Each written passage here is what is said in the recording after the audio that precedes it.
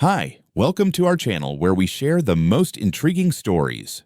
When Roy Crane returned to his remote Texas ranch, he expected peace, not champagne-sipping trespassers, a corrupt deputy, and a wildfire of entitlement. But when lines are crossed on sacred land, Roy doesn't just fight back, he wages war. And this time, the storm is personal. I'd only been gone a day. A quick run into Marfa for horse feed, fuel, and a new set of chains for the fence gate. As I crested the last ridge before the northern pastures, I felt that familiar weight settle back onto my shoulders, the weight of responsibility that came with owning 3,200 acres of land, horses, and federally protected habitat. Out here in Big Bend, you don't just own land, you steward it. At least I do. But that weight turned into something else when I spotted a column of thin gray smoke rising from just beyond the cottonwoods lining the creek. That wasn't a controlled burn, and I sure as hell hadn't authorized a campfire. By the time I reached the northeast pasture, I knew something was off. From the ridge, I could make out 3 campers parked in a semicircle like some suburban cavalry formation, with folding chairs and coolers sprawled across the grass like they'd moved in. There were lights strung between trees, one of my wooden no trespassing signs lying face down in the brush, and, God help me, a damn Bluetooth speaker blaring Fleetwood Mac. I pulled up in my old F-250, cut the engine, and got out slow. I wasn't looking for a fight, but I wasn't about to act like a guest on my own land either. "Afternoon," I called out as I approached. 4 women turned from the fire pit, holding plastic champagne flutes and wearing matching sun hats with embroidered phrases like "Retreat Queen" and "Wild at Heart." One of them, blonde bob, oversized sunglasses, smug grin, stepped forward like she owned the place. "You must be Roy," she said with a smirk, as if I'd crashed her barbecue. "Karen Shields, Saddleview Estates HOA president." I nodded slowly. "This is private property. My property." She laughed, not politely. It was the kind of laugh people make when they're trying to assert dominance in a PTA meeting. "Oh, relax, Roy. We're not hurting anything. Just a little girl's weekend in nature. We were told it's okay to camp on open land if it's not fenced or developed. It's a public use precedent." I blinked. "Once. There is no precedent for trespassing." She gestured vaguely at the rolling hills.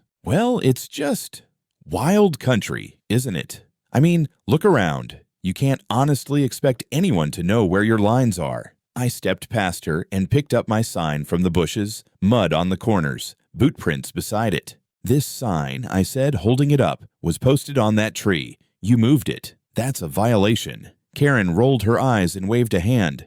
"We didn't move it. It was in the way." And like I said, it's not like there's a fence. There doesn't have to be. This is a registered ranch under both state and federal protections. I've got conservation contracts. You're parked near a protected watershed. I'm asking you to pack up and leave." She took a sip of her champagne and smiled wide. "Roy, I'm sorry, but we've already paid for the camper rentals, food, and our massage therapist's deposit. We're here until Sunday. Then we'll go." "No harm done." I stared at her. She stared back like she was offering me a courtesy. I exhaled slowly. "If you don't vacate the property within the hour, I'm calling the sheriff." Karen's smile twisted into something more condescending. "Oh, sweetheart, my nephew is the sheriff's deputy. You really want to make this difficult for yourself?" I didn't answer. I turned, walked back to my truck, and pulled out my phone. Let her think whatever she wanted. She just planted her flag in the wrong patch of Texas. I made the call to the sheriff's office as soon as I got back to the main house. Gave my name, the parcel ID, and calmly explained that I had 4 trespassers squatting on my land near a protected waterway. The dispatcher promised to send someone to take a look, but her voice had that syrupy drawl that said, "Don't hold your breath." By dusk, a single cruiser rolled up the dirt path to the creek. I followed on horseback from a different trail, not wanting to tip off Karen and her gang. From behind a thicket of ocotillo, I watched the deputy step out of his vehicle and head straight to the campsite. Karen greeted him like an old friend, which, as it turned out, he was. "Hey, Danny," she chirped, arms spread like they were tailgating. Deputy Danny Mitchell, her nephew, just like she said. I watched as he took off his hat, rubbed the back of his neck, and leaned in for a hug. A damn hug. They chatted for a solid 10 minutes. No citations, no inspection, just smiles and nods. I saw him glance around, then tap the side of his nose like they were sharing a secret. Then he turned and walked back to his cruiser without even acknowledging my sign or the fire ring they'd carved into my topsoil. He drove off. Just like that. I gritted my teeth, rode back to the barn and pulled out my own gear, my drone kit. I wasn't some internet hobbyist. My license was tied to my conservation contract with the county. I'd used drones for years to monitor horse herds, erosion patterns, and illegal hunting. Tonight, I'd use them for something else, evidence. By 9 p.m., I had eyes in the sky. 2 thermal drones swept over the campsite, recording in infrared and 4K. One woman was urinating behind a tree near the creek, within 15 feet of the runoff stream. Another dumped a full trash bag into the brush. Someone was tossing half-eaten barbecue ribs at a group of wild mustangs. When the mustangs got too close, Karen shooed them off with a pool noodle and a flash from her phone light. It only got worse. At 10:30, the camp's vibe shifted. Out came a bottle of tequila. A Bluetooth speaker switched to trap music. Then, gunshots. 3, maybe 4. Loud, sharp, echoing off the canyon. The drone zoomed in on the source. Deputy Danny himself back in plain clothes, holding a beer in one hand and a revolver in the other, firing into the darkness while the women cheered. The target. Glass bottles stacked on a downed log beside the creek's edge, within the boundaries of a federally recognized riparian habitat. That was the moment I stopped being annoyed and started being angry. I saved every second of footage, backed it up on 2 drives, uploaded copies to the cloud, and printed stills with GPS coordinates stamped on the bottom. The next morning, I didn't call the sheriff again. I went straight to the Department of Natural Resources. Their regional office in Alpine wasn't used to walk-ins, let alone one dragging in laminated satellite photos and drone flight logs. But once I laid out what I had, trespassing, littering, harassment of wildlife, illegal discharge of firearms, they took notice. The agent's eyes narrowed when I mentioned the deputy's name. He said nothing, but I saw him circle it in red pen on the incident form. "Do you have evidence of property boundaries?" he asked. I opened my binder and flipped to the cadastral overlays, annotated with deed numbers, legal descriptions, and GPS plots. I'd done this dance before. I didn't own this land because I liked paperwork. I owned it because I respected every inch of it. That included knowing its legal limits better than any HOA Karen with a yoga mat and a superiority complex. They told me they'd initiate a formal review under the State Conservation Easement Protocol and issue a preliminary citation for ecological disturbance. I asked if I needed to show up to press charges. The agent looked up and said, "Not yet." By the time I got back home that evening, I already had an email from the department, case ID, assigned investigator, and a statement that drone footage had been accepted as official evidence under Section 72 of the Texas Wildlife Code. I forwarded it to the county attorney, and for good measure, I printed out a copy and stapled it to a tree near the campsite. I didn't confront them. I didn't raise my voice. I just posted it where they'd see it. A laminated notice with bold letters that said, "You are being monitored. Trespassing on conservation land is a federal offense." I went home, made coffee, and waited. The real storm was only just forming. By sunrise, I was already in my office, spreading out documents like I was preparing for war, because I was. Only it wasn't bullets I was loading. It was filings, citations, and formal complaints. First stop, the local district court. I filed a Notice of Environmental Damages and Unlawful Trespass with attached drone evidence, detailed topographical maps, and copies of state-registered conservation contracts. I included timestamps, stills of the trash dumping, the shooting, and, most damning of all, a close-up of Deputy Danny's drunken grin mid-trigger pull, right beside federally protected reeds. The clerk blinked at the stack. "You sure this ain't civil?" "No, ma'am. It's criminal, and I've got the statutes to prove it." Then came the Department of Land Use. I personally delivered the complaint to their compliance office in Fort Stockton.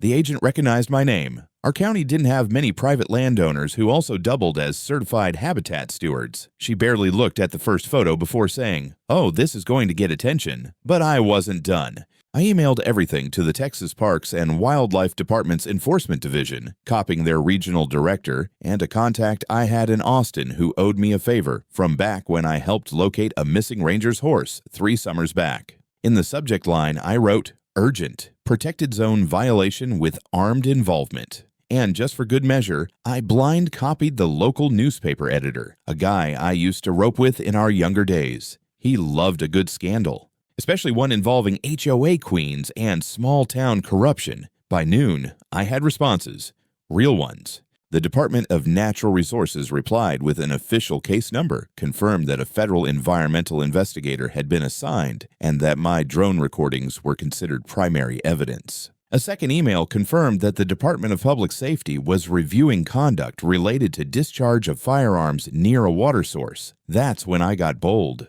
I drafted a formal notice of financial liability for damages totaling $37,000. I broke it down line by line: soil contamination, disruption of protected wildlife, destruction of posted signage, illegal camping, and unauthorized recreational firearm use. I addressed it directly to Karen Shields and unnamed companions, and sent copies to the HOA she chaired, Saddleview Estates. I didn't stop at a letter. I sent them registered service packets, legal style, couriers, signatures required. Then I hung a laminated copy of the notice on my main gate. The headline read, "To trespassers, you have been identified, fines pending, legal action initiated." That evening, I received a phone call from a number I didn't recognize. A man's voice introduced himself as Mr. Kendall, attorney for the Saddleview Estates HOA. His tone was low, measured, like a man used to handling screaming clients behind closed doors. "Mr. Crane, I believe there's been a misunderstanding, perhaps an unfortunate escalation. My client, Mrs. Shields, is quite distraught." "She should be," I replied. "She's facing 5 digits in environmental damages." He chuckled softly, a lawyer's tick. "Let's not be hasty. Surely we can work this out informally, maybe a withdrawal of complaints in exchange for a formal apology and coverage of cleanup costs." "Nope." "Pardon?" "I'm not interested in informal. I'm interested in lawful. And lawful says they broke several state and federal codes." There was a pause. Then he sighed. "You realize Saddleview Estates is a registered HOA in good standing. They have resources, a community board, support. I have video of your client's nephew firing a loaded weapon near a protected creek." The silence stretched. "I see," he said finally. "Then I'll inform my client we are moving into formal proceedings." "You do that." I hung up. I wasn't done playing defense. That night, I posted trail cameras with real-time uplink across the perimeter of the area they'd invaded. I wasn't just protecting my land anymore, I was setting a trap. Because when the storm hits, you don't wait on the porch. You saddle your horse and ride toward it. It was the smell of burnt plastic that tipped me off the next morning. Not wood, not brush. Burnt synthetic, like someone had tossed a cooler into a fire. That, and the faint tinny echo of someone live streaming on their phone. I took the long route to the campsite, avoiding the main path and sticking to the tree line. Sure enough, the campers were still there, less cheerful now, more defiant. The flags had been replaced with makeshift protest signs. "Reclaim the wild," "Land belongs to everyone," and my personal favorite, "Fences are fascism." Karen stood in the center like a damn cult leader, holding up her phone while speaking to what I assumed was her Facebook Live audience. I could hear her voice from 50 yards away. "We are being threatened by an armed man who claims to own nature, but nature doesn't belong to anyone. It's a shared birthright." One of the others chimed in. "He sent the government after us, y'all." "For camping." There were over a dozen reactions visible on the screen. Hearts, thumbs ups, laughing faces. Somewhere out there, an army of yoga moms and suburban revolutionaries were watching this circus in real time. Karen paced dramatically toward the creek, narrating her victimhood like she was auditioning for a Bravo spinoff. "He's even got drones, people, spying on 4 women who just wanted peace and connection with Mother Earth. We will not be intimidated." I was about to step out and say something when the sound of tires crunching gravel reached my ears. A black SUV pulled into the clearing. Out stepped 2 men, mid-40s beards, one carrying what looked like a portable generator, the other hauling a duffel bag full of cables and what I recognized as a small satellite dish. Karen lit up like a Christmas tree. "Ladies, our signal saviors have arrived." Turns out she'd called in reinforcements. The 2 newcomers set up a mobile live stream rig, complete with solar panels and a boom mic. One of them, the bearded one with wraparound shades, saw me through the trees and raised a can of LaCroix like we were neighbors at a block party. "Don't mind us," he called out. "Just here to help spread the truth." I didn't answer. I backed away and returned home the long way, heart thumping. By the time I fired up my laptop, the live stream already had over 12,000 views. The title, Retreat Under Siege, HOA Women Defend Public Land from Ranch Tyrant. I didn't know whether to laugh or throw something. Instead, I called up my contact at the Department of Natural Resources. He'd already seen the stream. "Yeah," he said, voice dry. "We're compiling footage. Your case is moving up the chain. Expect someone from Wildlife Enforcement soon. And, Roy, don't engage them, not directly." I nodded. Even though he couldn't see it, I won't. "But you better hurry." Because things were spiraling. That afternoon, another visitor arrived, not in a uniform, not with a badge, but with intent. Deputy Danny, in civilian clothes again. He strolled up my driveway like we were old friends, stopped at the gate and called out, "Hey, Roy, let's talk." I stepped out onto the porch, hands at my sides. "Not today." He gave me a strained smile. "Karen's upset.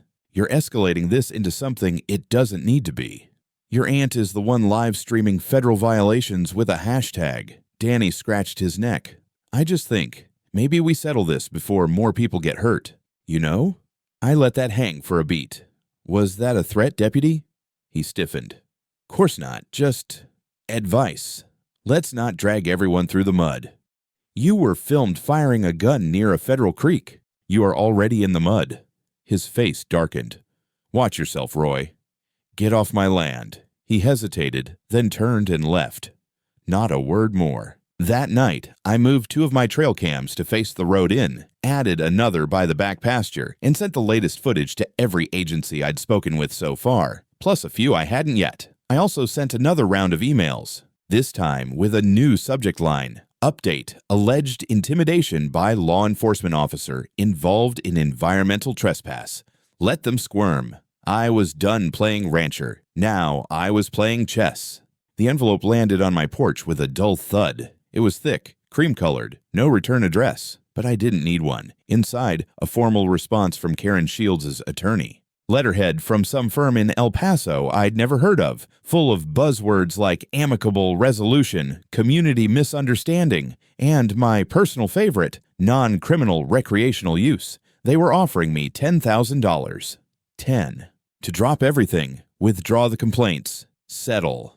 I laid the letter down beside my coffee mug, glanced out the window toward the northeast pasture, and let out a slow breath. She still didn't get it. I didn't want money, I wanted a precedent. So, I refused. Officially, sent back a typed letter through certified mail. No settlement. Formal proceedings must continue. All violations documented. My cooperation with state and federal investigations remains active and complete. And that's when the gloves really came off. 2 days later, I got a call from the county clerk's office. The court date had been set. Saddleview Estates HOA. Roy Crane, et al. Only, it wasn't the case I expected. They weren't suing me. Not directly. They were preemptively challenging my claims of damages, filing for declaratory relief, trying to force a ruling that what they'd done was, quote, a good faith non-malicious use of open land consistent with regional recreation norms. Their strategy was simple: bury me in procedure, paint themselves as peace-loving retirees who got caught up in a misunderstanding, and maybe hope I'd tire out before it ever reached a verdict. Unfortunately for them, I'd been fighting bureaucracies since before most of them learned to spell bylaws. My lawyer, Darla McCallum, a Spitfire out of Lubbock, nearly laughed when she read the brief. "Oh, they're desperate," she said. "This isn't legal maneuvering, Roy, it's flailing. But we're going to answer it. Hard." We filed a countersuit the same day. Roy Crane vs. Saddleview HOA, Karen Shields, Daniel Mitchell, and unnamed individuals. Allegations: unlawful trespass, ecological damage, harassment of wildlife, illegal firearms discharge, attempted intimidation by law enforcement, and public misrepresentation of a private landowner. Darla didn't pull punches. She used the drone footage as an exhibit, attached statements from 2 environmental investigators. She even subpoenaed Danny's personnel file from the sheriff's office, suggesting misconduct and potential conflicts of interest. The hearing was set in Fort Stockton 3 weeks out. Word spread fast. By the end of the week, I had reporters calling. "Is it true you're taking on the HOA?" "Yes." "Are you seeking jail time?"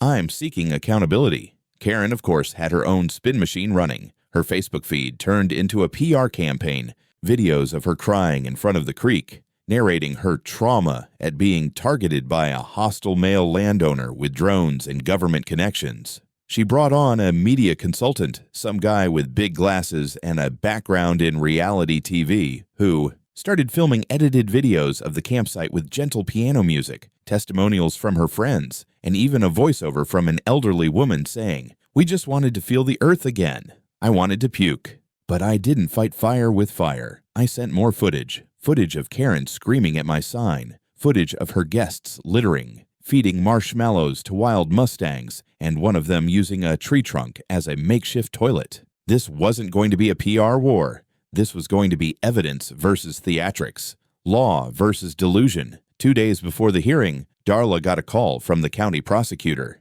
"You're not going to believe this," she told me. "The state wants in. They're filing formal environmental charges. They're piggybacking off your complaint," which meant the courtroom was about to get a lot more crowded, and the stakes just got higher because now it wasn't just civil damages. It was criminal negligence, and Karen's nephew. He was about to be dragged in with her. Courtroom 3 smelled like mildew and generational disappointment. The kind of place where farmers argue over water rights and cousins sue each other over fence lines. Not exactly where you expect to take down an HOA president, a corrupt deputy, and 3 champagne-fueled eco-terrorists. But here we were. Karen walked in like it was the damn Met Gala. Pastel blazer, giant sunglasses, her legal team in tow, 2 underpaid associates, and 1 middle-aged guy who looked like he should be selling insurance, not arguing constitutional land rights. She even had someone carrying her purse like she was testifying before Congress. I showed up in boots and a clean shirt. Darla wore a leather briefcase like a sidearm and didn't say a word as we passed them. Just nodded once and headed straight for the plaintiff's table. The Saddleview legal team was too busy adjusting their Bluetooth earpieces to notice. Then came the moment that cracked the whole thing wide open. The county prosecutor walked in.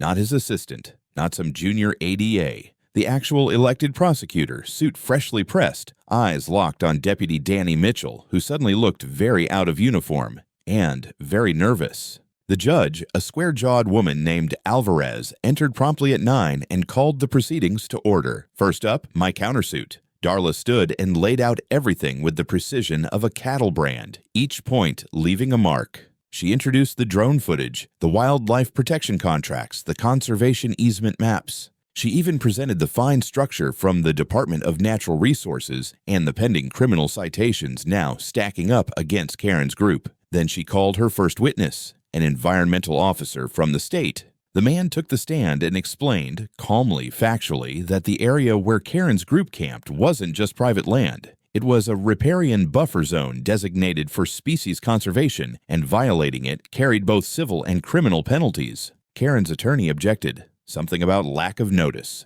The judge overruled him. Then came the footage. It played on a screen wheeled in by the clerk. No music, no editing, just raw footage. Karen ripping down my sign, someone tossing chip bags into the creek, Deputy Danny firing a revolver while holding a beer, one of the women yelling, "Shoot the can, Danny," while a Mustang herd bolted in the background.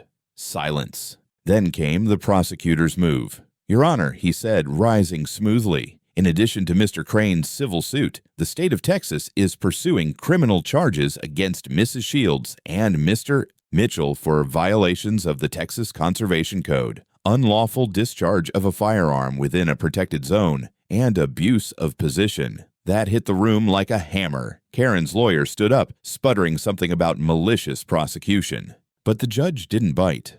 In light of the presented evidence and active state charges, Judge Alvarez said, "This court finds sufficient cause to issue a restraining order against all named individuals in Mr. Crane's suit. Furthermore, I find grounds to proceed with the full civil trial and will allow state evidence as admissible." Then she turned to Karen directly. "Mrs. Shields, you are facing formal sanctions pending the outcome of state proceedings. You and your co-defendants are hereby ordered to pay an immediate security deposit of $15,000 into escrow for potential damages. Failure to do so will result in asset lien placement." Karen opened her mouth, but the words didn't come. Danny just stared at the floor. Later that week, I received the full court order. Saddleview HOA and Karen's group were liable for civil damages, each woman fined individually. Danny? Suspended pending internal affairs review. But the cherry on top, the HOA itself, stripped of its accreditation by the state's Department of Neighborhood Governance for failure to uphold lawful conduct among board members. They were done. Finished. The last thing I did before heading home that evening was stop by the county clerk's office and file one more document. An official request to register the Creekside corridor of my ranch as a private conservation trust, enforceable by federal statute. I stapled a copy to the old fence post at the entrance, right next to a new sign. Private land, monitored, trespassers will be prosecuted under federal law.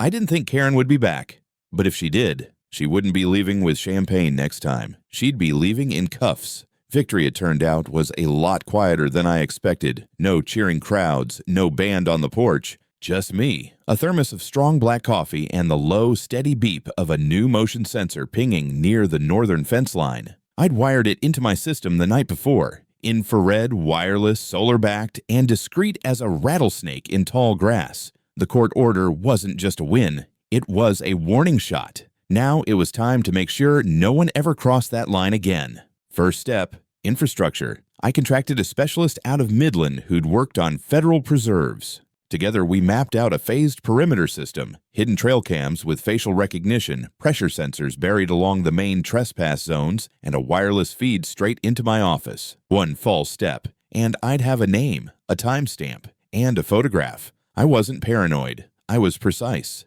Karen had taught me something valuable, that even when you win, someone's always watching for weakness. Second step, federal designation. With help from Darla and my contacts in wildlife enforcement, I submitted the formal application to classify the eastern corridor of my land as a private conservation trust. That meant any future intrusion, intentional or not, wouldn't just be trespassing. It would be a federal offense with mandatory minimums and no slaps on the wrist. A month later, the status came through. Stamped, recorded, activated. I put up new signage, clean, professional, backed by statute numbers, and a Department of the Interior seal. And just for flair, I mounted one on the old mesquite tree that Karen's friends had used as a hammock hook. Below it, a small plaque. This land respects the law. Enter with the same. But the most surprising thing wasn't the bureaucratic progress. It was the people who came afterward. Teachers, park rangers, local scouts. A biology professor from Sul Ross who wanted to study the area for migratory bat colonies. Even a local elementary school asked to bring kids out to learn about habitat protection. Word had gotten around. Roy Crane's ranch wasn't just a fortress. It was a classroom, a haven, a damn model of responsible land stewardship. I didn't expect that. Didn't expect the letters either. Dozens from landowners around the state. Some thanking me for standing up to HOA nonsense. Others asking for advice. One man from Lubbock sent a bottle of homemade mesquite whiskey and a note that read, "You fought the Karen. Respect." But not every visitor came with goodwill. One evening, just before dusk, my new cameras picked up a familiar silhouette near the pasture gate. Short, stocky, that unmistakable haircut. Karen. She wasn't close enough to trigger the alarms, but she stood just far enough to be noticed, like a kid waiting for permission to step on a neighbor's porch again. She didn't say anything, just stared at the signs, then turned and walked back to her car. I didn't follow, didn't wave, just sipped my coffee and watched the footage from my screen. I didn't know if she was sorry or angry or just checking if the fences were real this time. Didn't matter, because the ranch had changed, not just the borders, the soul of it, and me with it. The envelope this time was pink, handwritten, no lawyer's seal, no court stamp, just my name in neat cursive across the front. I opened it slowly, standing on the porch while the evening sun dipped low behind the Chizos Mountains. Inside, a single sheet of stationery, lavender-scented, signed with a flourish. Karen. She'd written me a letter, not an apology, not exactly, but something close. She claimed she'd grown since the incident, that the media storm had caused her to reevaluate her life choices, that she'd stepped down from the HOA and was pursuing inner peace through restorative hiking. She even thanked me for reminding her of boundaries, both physical and spiritual. Then came the ask, would I consider lifting the no-contact order? Just enough, she said, so she could visit the land again, respectfully, legally, and in gratitude. I stared at the page for a long time, Then I folded it, tucked it back in the envelope, and walked down to the creek. A year had passed since the day she'd first rolled those campers onto my pasture. A year since I stood toe-to-toe with HOA delusion wrapped in entitlement and spa robes. The ranch had healed. The creek ran clear. The wildlife had returned to the banks. Even the ground scarred by their fire pits had grown over. In their place now stood new motion sensors, a better fence line, and something else, a 10-year-old Brahman bull I'd acquired from a friend in Uvalde. Mean as hell, territorial, and built like a dump truck with horns. He patrolled the northeast pasture like a prison warden. I named him Inspector, not because he watched everything, though he did, but because he passed judgment. Anyone who got close without a good reason found themselves on the wrong end of 2,000 pounds of righteous enforcement. I walked out to where Inspector stood chewing cud beneath the mesquite, gave him a pat on the flank, and thought about Karen's request. Then I went back to the house and wrote a reply. Short, honest. I'm not opposed to visitors, but if you'd like to come close, best ask the bull first. He doesn't do second chances either. I didn't hear back, didn't expect to, but I kept her letter, not out of sentiment, but as a reminder that peace isn't given, it's enforced. Especially out here, where the fences are real and the consequences even more so.